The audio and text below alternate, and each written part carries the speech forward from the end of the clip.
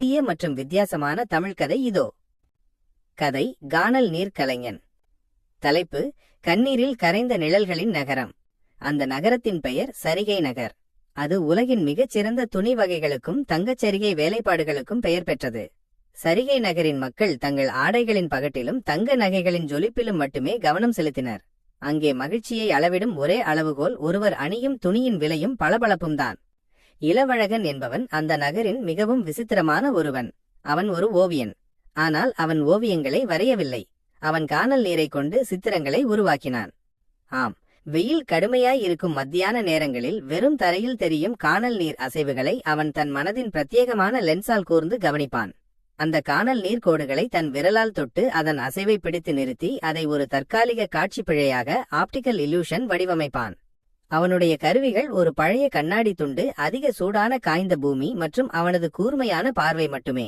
அவன் உருவாக்கும் சித்திரங்கள் சில நொடிகள் மட்டுமே நீடிக்கும். அவை ஒரு பறவையின் இறக்கையைப் போல, ஒரு குழந்தையின் சிரிப்பைப் போல அல்லது ஒரு தாயின் வாஞ்சையைப் போல தோன்றும். பிறகு அவை வெம்மையுடன் மறைந்துவிடும்.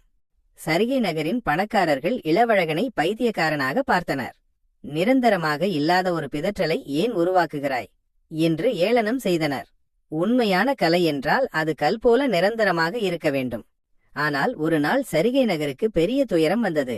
நகரத்தின் பிரம்மாண்டமான துணிக்கிடங்கு ஒன்றில் தீ விபத்து ஏற்பட்டு விலை உயர்ந்த சரிகை துணிகள் அனைத்தும் எரிந்து சாம்பலாயின. மக்கள் பெரும் பண இழப்பை விட தங்கள் பெருமையின் அடையாளம் அழிந்துவிட்டதே என்று கதறினர். நகரம் முழுவதும் ஓர் ஆழமான துக்கம் கவிழ்ந்தது. ஆடம்பரத்தின் மீது அவர்கள் வைத்திருந்த நம்பிக்கை சிதைந்தது. அப்போது நகரின் மையச்சந்தையில் இளவழகன் தன் வேலையை தொடங்கினான். அவன் தரையின் சூட்டிலும் எஞ்சியிருந்த புகை மண்டலத்திலும் ஒரு பிரம்மாண்டமான கானல் நீர் காட்சியை கட்டமைத்தான். பார்ப்பதற்கு அது பல 100 ஆண்டுகளுக்கு முன் சரிகை நகர் ஒரு சாதாரண சந்தோஷமான கிராமமாக இருந்தபோது மக்கள் ஆடம்பரமில்லாமல் ஒருவருக்கொருவர் சிரித்து பேசிய ஒரு நாள் முழுவதையும் தன்னுள் அடக்கியது போல இருந்தது. அந்த காட்சியை கண்ட மக்கள் ஸ்தம்பித்து போனார்கள். ஒரு வயதான வணிகர் கானல் நீரில் தன் பாட்டி தன்னிடம் சாதாரண பருத்தி ஆடையில் சிரித்ததை பார்த்தார். அவரது மனம் கரைந்தது. துணிகள் எரிந்ததை விட அந்த மறக்கப்பட்ட சிரிப்பே தனக்கு உண்மையான இழப்பு என்பதை உணர்ந்தார். ஒரு இளம்பெண் தனது குழந்தை பருவத்தில் பட்டுப்புடவை பற்றிய கவலையின்றி சக குழந்தைகளுடன் சேற்றில் விளையாடியதை கானல் நீரில் கண்டாள். அவள் முகத்தில் அமைதி படர்ந்தது. இளவழகனின் கானல் நீர்க்கலை நிரந்தரமில்லாததுதான். ஆனால் அது மக்களின் கண்களுக்கு நிரந்தரமான உண்மையை காட்டியது. உண்மையான மகிழ்ச்சி ஆடம்பரத்தில் அல்ல, எளிய உண்மையான தருணங்களில் மட்டுமே உள்ளது என்ற உண்மையை புரிந்து கொள்ள வைத்தது. சரிகை நகர் மெல்ல மெல்ல மாறத் தொடங்கியது.